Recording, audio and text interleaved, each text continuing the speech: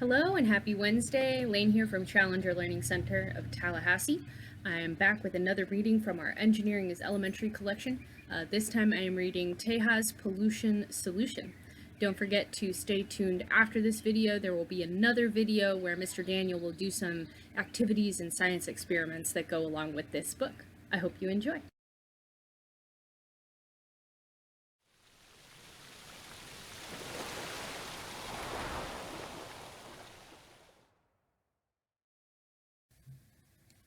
Chapter 1, A Discovery at the River. I took Grandma's journal out of my backpack and flipped to the page I wanted. At the top was a paragraph written in Grandma's small, careful script. Today, I found a beautiful but differently shaped tree along the Elwha River. The trunk is bent, as if the tree is carrying a heavy weight. As usual, Grandma's journal entry included a sketch of the scene.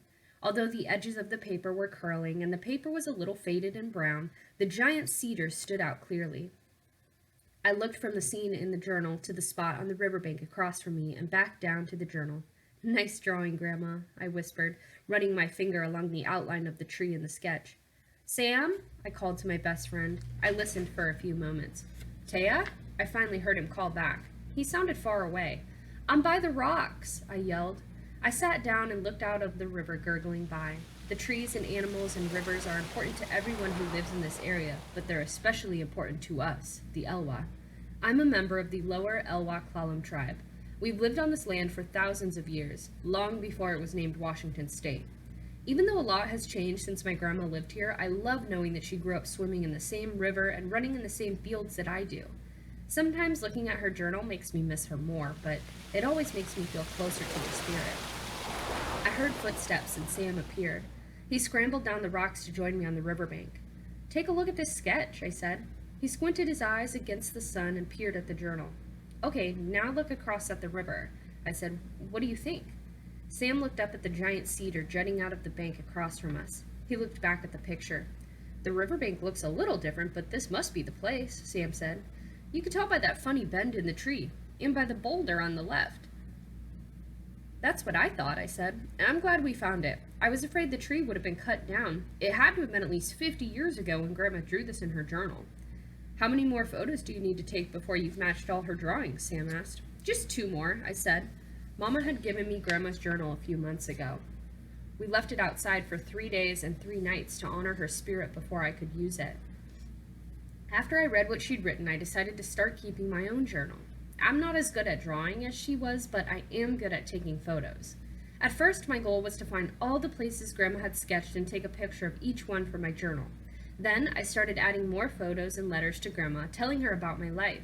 I try to practice writing the Clallam language in my journal too, by labeling things I take pictures of. Some of the spots I've taken pictures of look almost exactly the same as her sketches. Some are almost completely different. A lot can happen in 50 years. "I'm going to take a couple of pictures here, but I'll come meet you by the blackberry bushes in a few minutes," I said. I settled on a rock to take a picture and wondered if Grandma sat at this very spot to sketch the tree so many years before. I turned the camera lens to make the focus clearer. The clearer the tree became, the more the river sparkled. Flecks of red, yellow, and blue light seemed to be skipping and dancing on the surface. "I've never seen the water look like this," I thought. As I snapped the picture, I heard a shriek above me. I stood and raised my head just in time to see an eagle swooping and circling over an area downriver. I ran along the bank, keeping my eyes on the eagle. In a swift movement, he dove toward the water, and I raised my camera and clicked. Got it! The screen on my camera showed I'd captured the giant bird catching a salmon and scooping it out of the water. I watched breathlessly as the eagle flew deeper into the forest. I turned and headed back to Grandma's spot. The flashes of color sparkling off the river caught my eye again. Hopping from one rock to another, I made my way closer to the edge of the riverbank. I paused on an especially tall rock and refocused my camera to get a clearer shot of the river. Then, with sudden understanding, I froze. A slick, glossy rainbow shimmered on the river. This wasn't beautiful, dancing water. It was oil, and it was everywhere. "Sam!" I shouted. "Sam, come quick! Did you get the pic—" Sam's voice trailed off as he stood beside. His eyes widened as he noticed the oil. "What happened?" "I don't know," I said, "but we need to tell someone and get help." Chapter 2, April 6th, Dear Grandma, suddenly life feels like a movie running on fast forward. So much has happened since Sam and I ran home and told Mama about the oil spill. My heart was doing flip flops when we told Mama. I knew the look on her face. She was so upset. She called the tribal council and they're starting to make more calls. They say the oil is coming from a tank that burst at the site where they are removing the dam upstream. What's going to happen to all the animals that live in the river, like the salmon and the insects and the otters? And what about the eagle I saw and the other birds that eat fish? They're going to be in trouble, aren't they? I wish I could just scoop up all the oil and take it away. Sam was trying to make me feel better. He said we'd probably discovered the oil spill before it could do too much harm. I'm not so sure. Chapter 3, The Cleanup Begins. Sam, I announced as he opened his front door. I can't stand just hanging around not doing anything. I'm going to the river. Do you want to come with me? Sam paused. I don't know, Tehya. I mean, what if we're just in the way? At least we have to see if we can help, I said. Think about the birds and trees and the plants by the river and the young salmon the salmon fry. If they don't make it downstream because of the oil in the water, they won't grow into adult salmon. You're right, Sam said. Let's go. Everything looks so different, I said as we approached the riverbank. The other day it had been so quiet, I could hear the babble of the water rushing over rocks and the shriek of the eagle. Now that peaceful spot was a chattering center of activity. All I could hear were voices, worried voices. Groups of people were scattered along the river, huddled in clusters just like the plants that sprout along the riverbank. Our tribal council was there, and some concerned elders and the tribe's river restoration team. There were lots more people that I didn't recognize. Everyone looks kind of official, Sam said. I'm sure they can use our help, though, right? I asked, suddenly less certain than I'd been at home. Oh, I said, there's Thomas. See him? Of course he's here. Come on. If anyone could help clean up this mess, it was my neighbor, Thomas. He's an environmental engineer. He'd graduated college last year and returned home to the reservation. He'd once explained to me that in his work he uses math, science, and creativity to help solve problems in the environment. Now I waved to him and he waved back at Sam and me. He held a map of the Elwha River which snaked across the page in blue. There were red circles and X's drawn on the map. Hi, Thomas, I said. We want to help. Is there anything we can do? Hi, Tehya. Hi, Sam, Thomas said. It's great that you came. Lots of volunteers have gathered to help. We're beginning to put together our plan of action. What's the plan? Sam asked. Good question. We still need to work out the specific process for this cleanup, Thomas explained. We need to use special technology to clean up the oil. Like a laser or something? I asked. Thomas smiled. Not quite, he said. A technology is anything designed to solve a problem. In this case, the technology for cleaning up oil is a process, a series of steps to help us remove as much oil as possible. One of the most important things to do when there's been an oil spill is to contain it, so the oil can't spread and pollute more areas. Then we need to start removing the oil. Do you use big shovels to get it out? I asked. Sometimes we do use shovels or scoops to remove the oil. Sometimes we use different materials to absorb the oil. Other times we use special chemicals to disperse the oil, to break it up. We have to think carefully about the best way to protect the ecosystem where the oil has been spilled. We've learned about ecosystems in school, Sam said.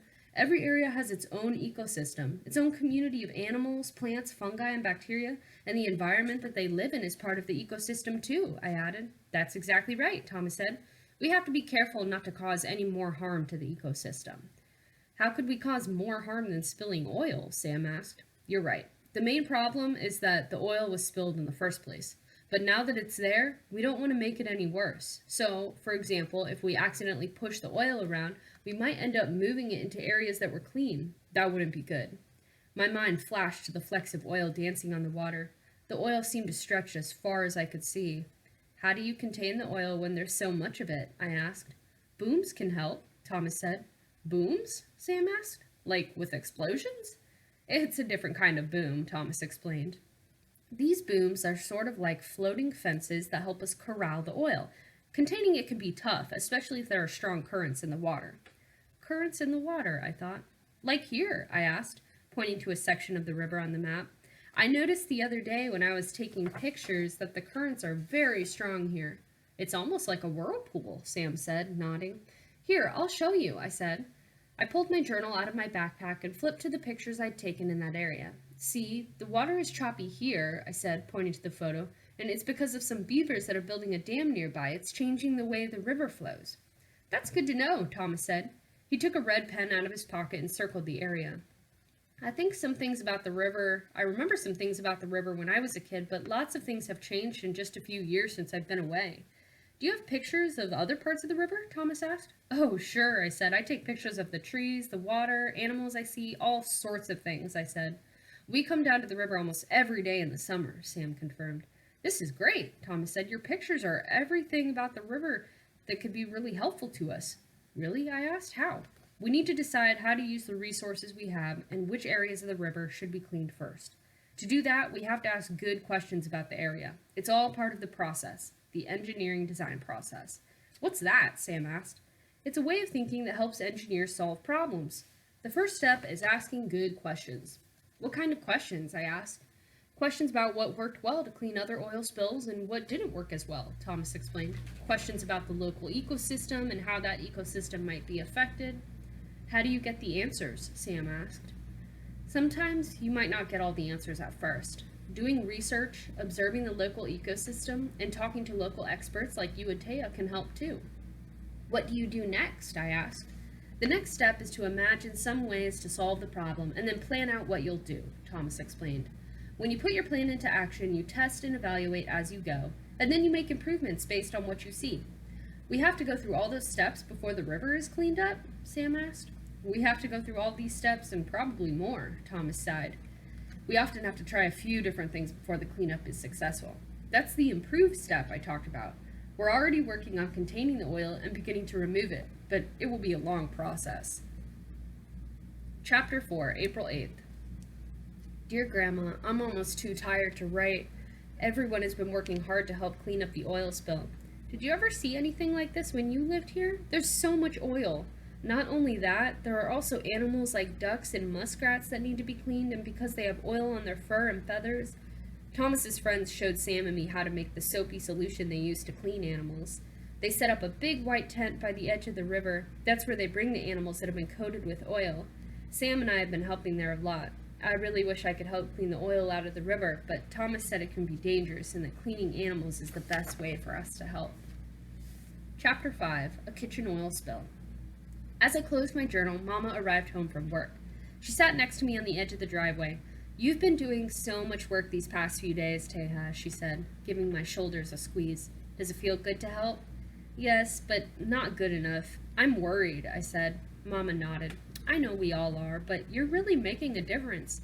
Thomas stopped by this morning and told me so. The oil spill is a horrible thing, but I'm really proud of the way you've responded. Thanks, Mama. I'm glad that Sam and I are able to help. I just keep thinking, I wish I knew more about how the cleanup process actually works. If I understood it better, maybe I could think of more areas of the river we might need to protect. Have you asked Thomas about it? Mama asked. No, I said. I don't want to bother him. He's so busy. All the environmental engineers and volunteers are. We were both quiet for a few moments. Then Mama said, I've got an idea. Why don't we try cleaning up an oil spill ourselves? I frowned. I don't know, Mama. Thomas said it could be dangerous to try cleaning up an oil spill if you don't have the right training. Yes, and he's right, but I'm not thinking of the oil spill in the river, Mama explained. I'm thinking of a much smaller oil spill, like one in our kitchen. Come on. I followed Mama into the kitchen. She took a bowl out of the cupboard and filled it with water. Can you get me the cooking oil? I pulled the bottle down from a shelf and handed it to her. Look, it's a model, Mama said. The bowl of water models the river, and the cooking oil models the oil that was spilled. See? She poured a spoonful of oil into the bowl. Wow, it looks like the oil on the river. Look how it floats on the top of the water. Right, Mama agreed, but in the river, currents would make the water move. Kind of like this, I said, lightly shaking the bowl. Exactly, Mama said. So, should we try to clean it up? How do you think we should start? I said. I remember Thomas telling us that you need to ask good questions and come up with a good process for cleaning the oil spill. Thomas said asking questions is the first step of the engineering design process. Mama and I asked how well different materials work to contain and remove the oil. Then we imagined more materials and new ways to use the materials. We made a plan for combining materials and tested them out. Then we changed the order of how we were using the materials to try to improve our cleanup design. That worked pretty well, I said, after we'd improved our design a few times, but there are still some tiny drops of oil in the water. It seems like it's impossible to remove all the oil from the water. I think that's why the work you're doing with Thomas is so difficult, Mama said. Once the oil has been spilled, it's not easy to clean it all up. The next day, before Sam and I went down to the river, I brought Sam into the kitchen and showed him what I'd learned about cleaning up oil spills from the tests I did with Mama. I pulled out my journal. I found the page with the photo of the eagle catching the fish. Now that we've done some testing, I think I understand the technologies they're using to clean the river. But it's not just the river that I'm worried about. Thomas said it was important to think about the whole ecosystem, all the land and water and plants and animals in the area. Right, said Sam. Remember the other day when you were wondering if the fish in the river and the birds that eat the fish would be okay? It reminded me of the food webs we learned about in school. Organisms get energy by eating other organisms or plants, so if the fish gets sick from the oil spill, the birds that eat the fish could also become sick. I nodded. But lots of other animals use the river for food and water, Sam continued. Can they be hurt too? I think so, I said. There are the bears that eat the fish and the deer that drink from the river, and there are all the plants growing in and on the sides of the river. Animals eat those plants too. I paused and thought for a few moments. I don't know. Maybe we're overreacting. No, Tehya, I don't think you are, Mama said as she walked into the kitchen. You're absolutely right. We can't look at the animals and plants that live around us as single organisms. Everything in the ecosystem is connected, and not just because of the food web. The animals also rely on the river for water and shelter, and the rocks and trees, too. Right, said Sam. Everything is connected to everything else. It's just like the ancient Klallam stories that have been passed down to us. The oil spill is one event that polluted the river, I said, but it's affecting so much more than the water in the river. It affects the plants and animals in the entire ecosystem. Mama gave me a big hug. I'm glad you're able to understand how everything is connected. As Klallam, those connections are an important part of who you are, and I think you're doing a great job sharing your knowledge with the other people who are working to clean up the oil spill. I just wish I could share more, I said. I think I know a way that you could share more, Mama said, with this. She tapped my journal with her index finger. Share your pictures, Tehya. I think you have a lot to say with your pictures. Chapter 6, May 3rd. Dear Grandma, surprise! How do you like this new journal? Mama gave it to me today. I can't believe I already filled up the first one. It's because I was taking so many pictures of the oil spill cleanup. I'm glad I recorded everything. My pictures tell the story of what happened. They start with the eagle grabbing that salmon, then on to the oil covering the water, rocks, and plants. But then come the pictures showing the solution. There's Thomas looking over the map with the elders. There are the booms that contain the oil and the machines removing some of it. Then there are pictures of Sam mixing the soapy water and volunteers washing the duck's feathers and the muskrat's fur. Those pictures remind me of how Sam and I helped. Even though a lot of the oil is gone, I know the problems haven't disappeared. Thomas told me that some of his biologist friends have been observing the animals in the ecosystem. If many of the salmon have died, fewer will return home to the river to lay their eggs. Fewer salmon mean there will be less food for some of the other animals.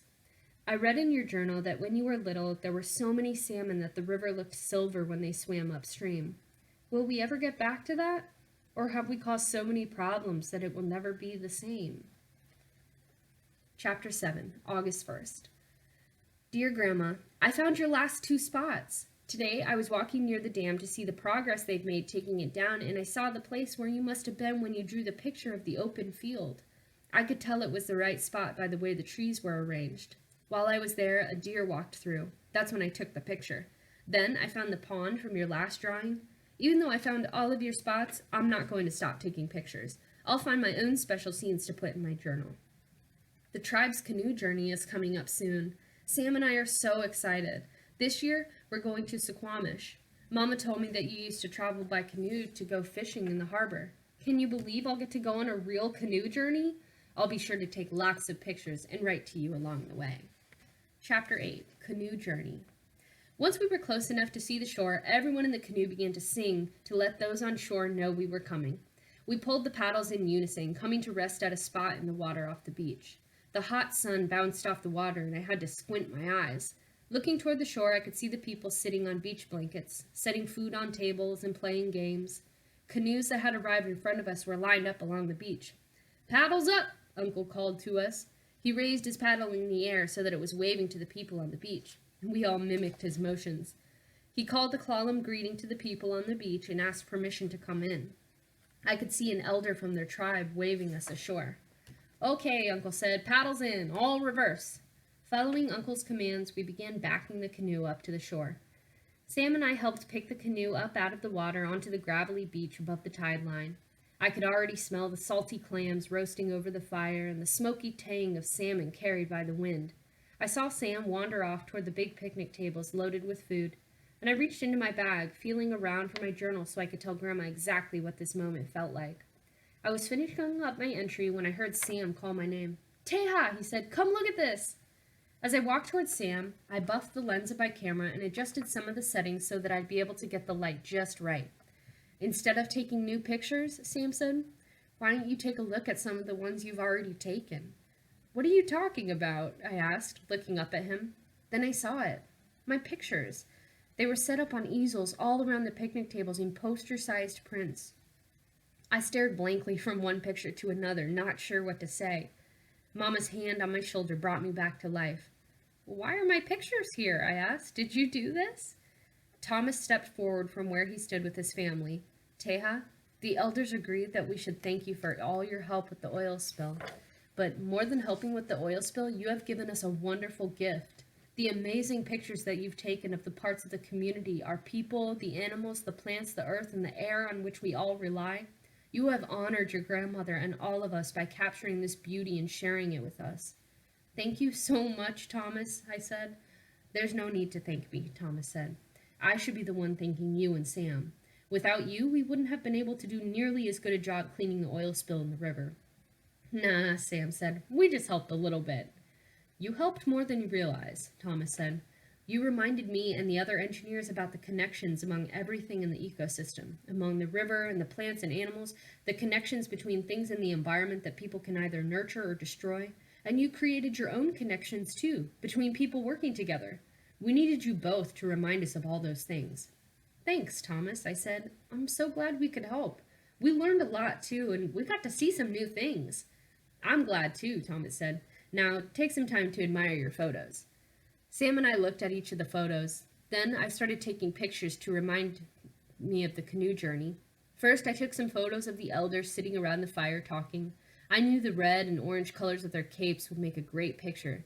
Then I took pictures of the little kids running around playing. Grandma will like these, I thought. "Hey," I said to Sam, "I have to show you the photos I took of Grandma's last spots." Rummaging in my bag, I found Grandma's journal and opened it to the last page. "See," I said, "that's it." Sam nodded. "You're right. Last one. Now you're all done." "All done with the pictures in Grandma's journal," I corrected him, "but definitely not done taking pictures of the land and the plants and the animals and the Elwha River." The end.